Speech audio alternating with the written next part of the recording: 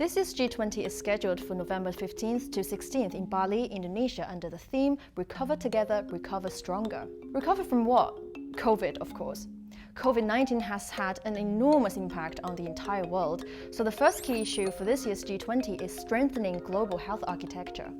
Ever since COVID broke out globally in 2020, there has been some joint effort between many countries to fight the pandemic. For example, we saw scientists from all over the world working together to study the virus and research solutions. We saw countries like China and the US donating billions of vaccine doses to areas of the world in need of medical supplies. A report from the G20 last year recommended governments collectively commit to increase financing for prevention and preparedness by at least $75 billion over the next 5 years. This means a better coordinated surveillance and research network for infectious diseases, more resilient healthcare systems, better governance to manage crises, and an improved global capacity to produce vaccines can be funded. This is strengthening global health architecture. The second key issue is digital transformation. The digital economy has become more central as a new driver of economic growth in the post-COVID world. However, a 2021 survey from the World Bank showed that smaller firms were less likely to adopt more advanced technologies to pursue the digital economy. So this year's G20 will address digital and economic cross issues to create a more inclusive digital transformation.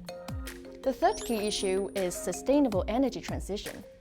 The impact of climate change are becoming increasingly real and are beginning to affect local and global development.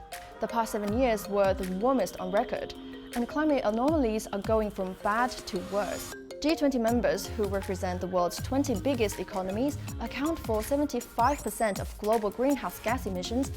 However, they're trying hard to tackle this issue. For example, China's installed renewable energy capacity reached 1.1 billion kilowatts, and green power made up 25.5% of its total energy consumption in 2021. And the country is aiming to raise the share of non-fossil fuel sources in its total energy mix to 20% by 2025. At this year's summit, the member countries will discuss how to secure energy accessibility, how to cooperate to increase smart and clean energy technology, and promote energy financing. I hope you have a better idea of what these 3 priority issues mean after watching this video. Let's wait and see what new agreement or protocol will be made at the 2022 G20 Bali Summit.